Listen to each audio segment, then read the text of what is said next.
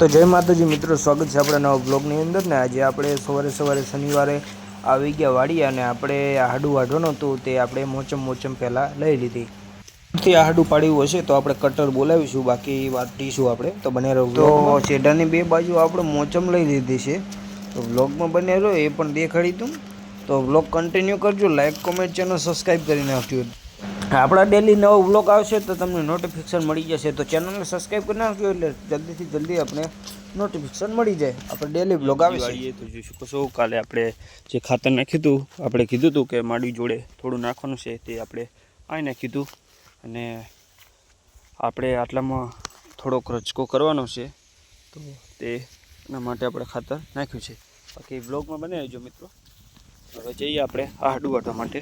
શકો છો તમે આપણે આટલું આહડું વાટ્યું, જુઓ તમે પેલા શેઢાથી કરીને આ શેઢા સુધી, તો જુઓ આટલું આપણે આહડું વાટી નાખ્યું. પછી એવું લાગે તો આપણે કટરથી પડાવી દઈશું. તો બ્લોગમાં બન્યા રહો. આપણે હવે જઈએ પેલી બાજુ. શું આ બાજુ આપણે થોડું વાટેલું હતું અને આ બાજુથી હવે આપણે વાટતા જઈશું ઠેઠ ઓલા શેઢા સુધી. તો તમને બ્લોગમાં બતાવી દઈશ કે આપણે કેટલું વાટ્યું. તો બ્લોગમાં બને રહેજો મિત્રો.